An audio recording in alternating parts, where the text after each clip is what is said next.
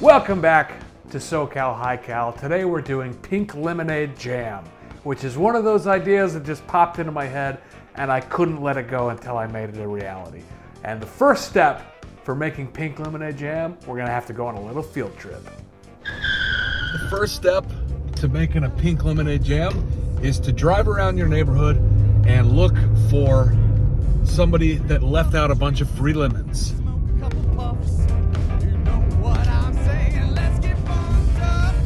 Oh, this is the first cyber truck I've ever seen in real life. That's interesting.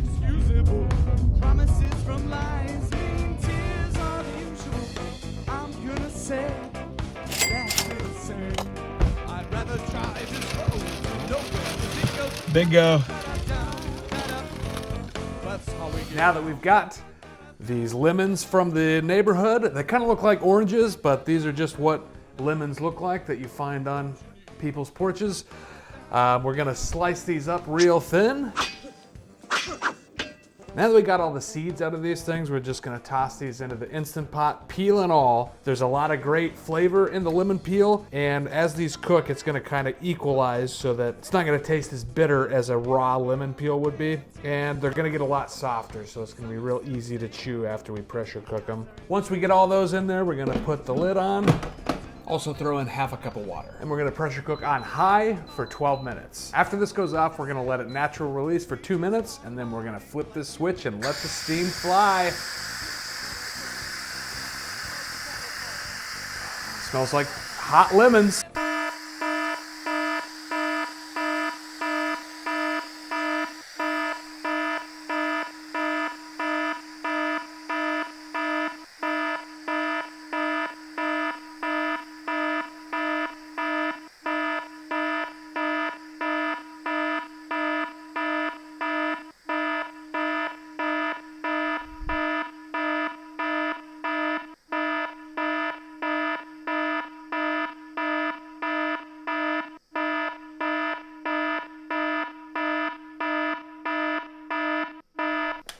All right, once that pin drops, we can go ahead and throw in a cup of sugar and a quarter cup of our fresh squeezed lemon juice. And we're gonna hit the saute feature, and we're gonna put in a little bit of this very strong food coloring, just a dabble do ya. This will help turn our natural lemon jam into a very artificial pink lemonade jam. Little dabble do ya. Yabba dabba do ya.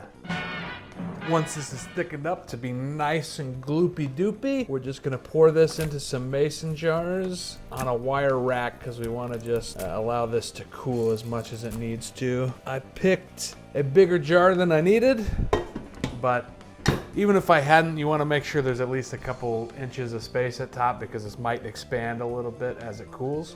Once this is cooled, it goes absolutely great in a peanut butter and jelly sandwich. Super tangy. It won't be for everybody, but if the idea of a super sour peanut butter and jelly sandwich sounds good to you, then I think you're gonna love this. But I'd like to take it one step further with pink lemonade jam donuts. Donuts are very near and dear to my heart. I spent a good deal of my teen years working in a donut shop with a good friend of mine. We had dough ball fights, we made a ruckus, it was our own personal clubhouse and we loved every second of it. There was a chiropractor at the end of the parking lot in an old KFC building and they never bothered to take down the bucket, they just painted over it. And we even once filmed a zombie movie there in the middle of the night.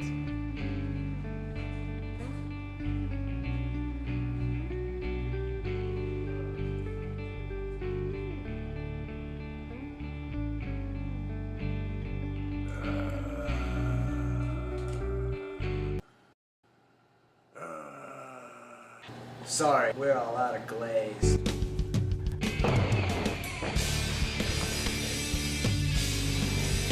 Now to make the donuts, first of all, I'm gonna throw in 3 grams of active dry yeast, 520 grams of flour right on top. Now we'll add our kosher salt. We're gonna throw some sugar on top.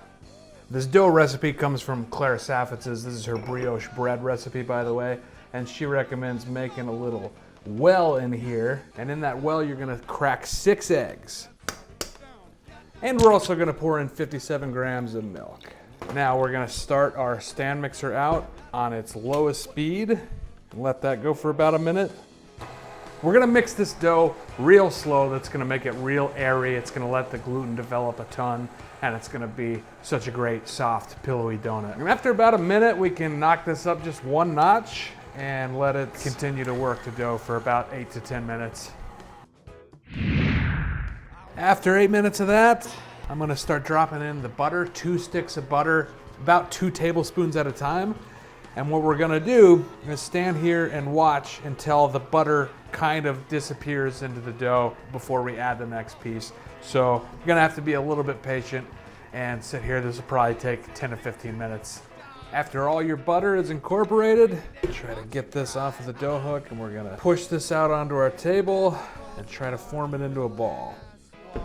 Lightly floured hands. I'm gonna start tucking the outsides in to kind of make this more ball shaped and make a, increase the surface tension on top of this dough ball. And I'm gonna put it in a plastic bowl and let this do its first rise for about an hour, hour and a half, or until it's doubled in size. Now after that first rise, we put this in the fridge for 24 hours. We're just gonna put that on our floured surface and roll this out with a rolling pin. When you've got that appropriately thinned out, you're gonna start forming your donuts. Traditionally with a filled donut, a Bismarck they call it, we wanna do one of these guys. And once you've formed your donut, set these on a greased baking sheet. But today I think I'm just going to do 2 of these classic Bismarcks because I wanna do a whole bunch of filled donut holes. You'll see why here in a minute. But for the filled donut holes, I'm just gonna go with a Collins glass to stamp these out. And waste not, want not, when your dough starts looking like this, just a holy mess, you can just roll this up and it's good as new, just a little bit smaller. Once we have all those donuts formed, we're just gonna cover these in plastic wrap and we're gonna let them set until they rise, expand again. We'll give it about an hour and see what happens. Now after these have proofed a second time and our oil has got to 350, we're gonna start dropping these donuts into the oil. Gonna do about 2 minutes per side on these big boys. For the smaller ones, probably more like 1 minute per side. For these donut holes, looks like 5 at a time would be good without overcrowding the pan here. A great tool is if you have some leftover chopsticks from your Chinese takeout, you can use these to just sort of flip these around in the oil without, crushing them with your tongs. Deep fry spider is great for fishing these suckers out. And if you're gonna go through the trouble of making your own donuts, glaze them. I see people go to all this trouble, then they just sprinkle them in sugar. They roll them in powdered sugar. Like, a glaze is not that hard to make, and it just really completes the donut.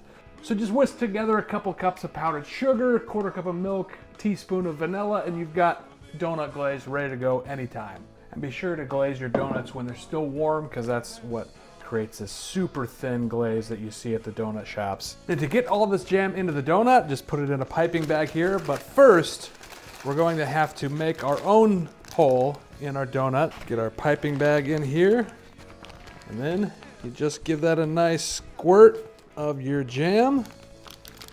There it is, a jelly-filled donut with our homemade pink lemonade jelly.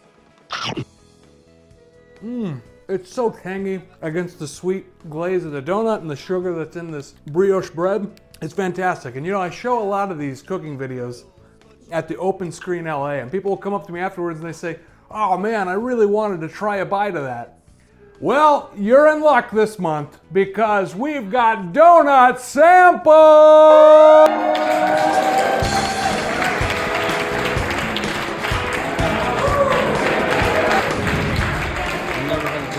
I've never had a sour donut like that. No.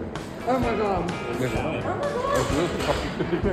It's so good. Cheers.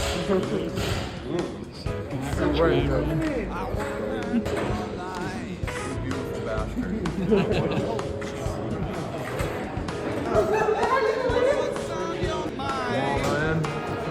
Everyone was supposed to get one. I got 2.